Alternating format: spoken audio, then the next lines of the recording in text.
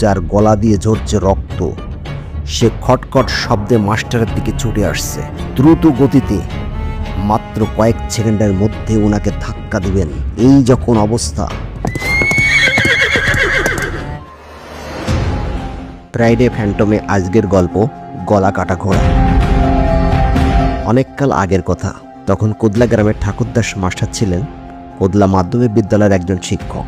শ্যামবর্ণের হলেও যৌবনে তিনি গ্রাম্য যাত্রাপালায় নায়কের রোল পেতেন।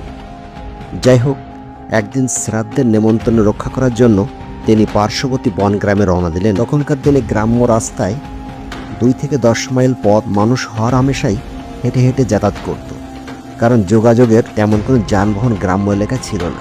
তিনি দুপুরবেলা রওনা হয়ে বিকাল হতেই পার্শ্ববর্তী গ্রাম বনগ্রামে পৌঁছে গেলেন। একেবারে ফুল বাবু সেজে উনি বিকালবেলায় বনগ্রামে নিমন্ত্রণ খেতে আরম্ভ করলেন। খাওয়া দাওয়া শেষে উনি যখন বাড়ির উদ্দেশ্যে রওনা দিবেন, ঠিক তখনই বড়সড় ফোঁটা নিয়ে তুমুল বর্ষা শুরু হলো। অন্যান্য অতিথিদের সঙ্গে সেই নিমন্ত্রণ বাড়ির একটা বারান্দায় আশ্রয় নিলেন।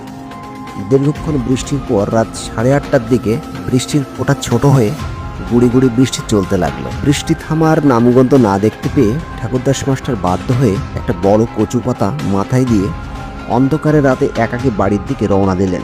প্রতিমধ্যে বৃষ্টির ফোঁটা বড় হতে আরম্ভ করায় উনি রাস্তার পাশে ছোট্ট একটা বন্ধ থাকা দোকানের বারান্দায় কিছুক্ষণ অপেক্ষা করতে লাগলেন। বৃষ্টি কমে গেলে উনি আবার ঠিক বাড়ির দিকে রওনা দিবেন ভাবছেন, হঠাৎ একটা ঘোড়া সামনে থেকে দৌড়ে এসে পিছন দিকে গিয়ে অন্ধকারে মিলিয়ে গেল।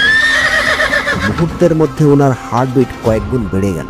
নিজেকে কিছুটা সামলে নিয়ে বুকে তুড়তুড়ি দিয়ে উনি রাস্তায় আবার চলতে আরম্ভ করলেন। যেই না রাস্তায় দুপা উনি বাড়িয়েছেন, ঠিক তখনই অকস্মাৎ সেই ঘোড়াটি প্রকট হয়ে ওনার দিকে ছুটতে আরম্ভ করল। প্রচণ্ড ভয় পেয়ে উনিও দৌড় দিলেন। আবারও ঘোড়াটি অন্ধকারে মিলিয়ে গেল।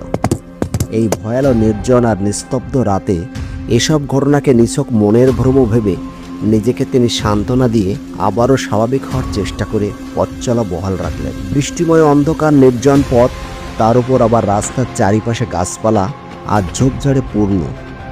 এমন বিদঘুটে পথে চলার সময় ভয় যে কোনো লক্ষ্যের পক্ষে অবশ্যম্ভাবী। তার উপর আবার যদি পেছনে বিড়ালের ডাক শোনা যায়, তাহলে তো কথাই থাকে না।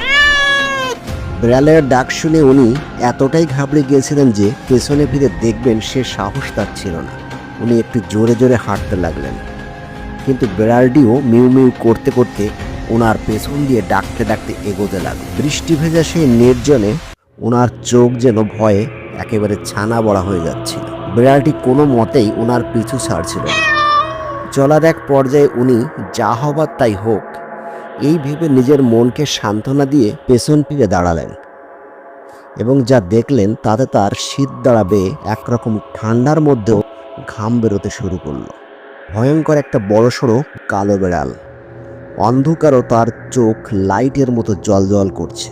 কিং কর্তব্য বিমূঢ় হয়ে তিনি একেবারে অসাড় হয়ে গেলেন। তবে অল্প কিছুক্ষণের মধ্যে ওই ঘোড়াটির মতো এই প্রকাণ্ড কালো বিড়ালও অন্ধকারে মিলিয়ে গেল। কিছুক্ষণের মধ্যে কয়েক ফোঁটা বৃষ্টির জল ওনার গায়ে পড়তেই উনি যেন ঘোরের জগৎ থেকে বেরিয়ে এলেন, আবার পথ চলা শুরু করলেন। কিছুক্ষণ পরে উনি খেয়াল করলেন উনি কোদলা গ্রামের কুমোর ভিটার কাছে চলে এসেছেন।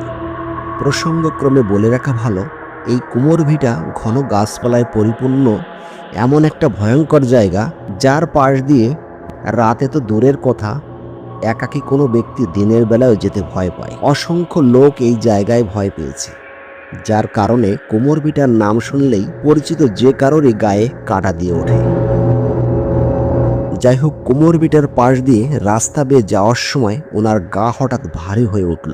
উনি ভাবলেন দ্রুততার সাথে সেই জায়গা পার হতে হবে। হাঁটার গতি বাড়িয়ে দিতেই ঘোড়ার পায়ের শব্দে ওনার বুক কেঁপে উঠল। তারপর সামনের দিকে তাকিয়ে ওনার হৃৎপিণ্ড ধূপধাপ করতে লাগলো। একটা মস্তকবিহীন ঘোড়া, যার গলা দিয়ে ঝরছে রক্ত, সে খটখট শব্দে মাস্টারের দিকে ছুটে আসছে দ্রুত গতিতে। মাত্র কয়েক সেকেন্ডের মধ্যে ওনাকে ধাক্কা দিবেন, এই যখন অবস্থা। মাস্টার উপায়ন্তর না দেখে চোখ বন্ধ করে ইষ্টদেবতার নাম জপ করতে থাকলেন বারবার করে। কিছুক্ষণের মধ্যে সমস্ত শব্দ হাওয়ায় মিলিয়ে গেল। মাস্টার প্রাণপণে শরীরের সমস্ত জোর দিয়ে দৌড়াতে আরম্ভ করলেন। কোমর ভিটা পার হয়ে হালদার পাড়ার একটা বাড়ির সামনে গিয়ে উনি অজ্ঞান হয়ে পড়ে। চারিদিকে লোকজন হেরিকেন আর লাঠি নিয়ে ছুটে এসে দেখলেন মাস্টার মাটির উপর পড়ে আছে অজ্ঞান হয়ে।